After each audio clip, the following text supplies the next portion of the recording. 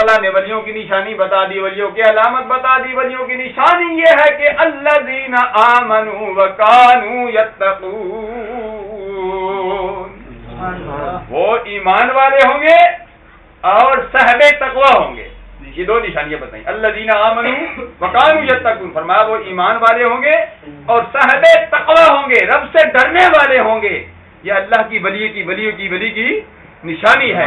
الحمدللہ العزیز، جن حضرات کا خواجہ شمس الدین نقشبندی مجددی، خواجہ ہاشم الدین نقشبندی مجددی علیہ رحمت کا عرس مبارک منایا جا رہا ہے، یہ ایمان والے بھی تھے اور صاحب تقوی بھی تھے. الحمدللہ انہوں نے اپنی زندگی یاد خدا اور اس کے مصطفیٰ صلی اللہ علیہ وسلم نے گزاری، درویشانہ زندگی گزاری. خود بھی درویش تھے، اولاد بھی درویش ہے، فقیر ہے. الحمدللہ ان کے نقش قدم پر چل رہی ہے.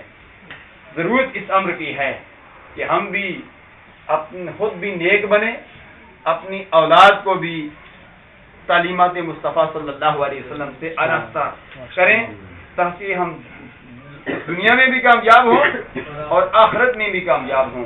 ہماری کامیابی اسی سے ہے کہ ہم اللہ کے ولیوں کا دامن تھام لیں. اللہ کا ولیوں کا دامن تھامیں گے تو ہم دنیا میں بھی کامیاب ہوں گے، آخرت میں بھی کامیاب ہوں گے. اللہ کے ولی کے بغیر انسان رب کو نہیں پا سکتا. جیسا کہ میں نے شعر پڑھا تھا ابتدا میں، چھت پہ چڑھ سکتا نہیں کوئی زینے کے بغیر، رب کو پا سکتا نہیں کوئی وسیلے کے بغیر. اللہ فرماتا ہے یا ایھا الذین آمنوا اتقوا اللہ وابتغوا الیہ الوسیلہ، ایمان والو اللہ تک پہنچنے کے لیے وسیلہ تلاش کرو، کیونکہ اللہ کی جانب سے اللہ نہ ملے. اللہ کی جانب سے اللہ نہ ملے.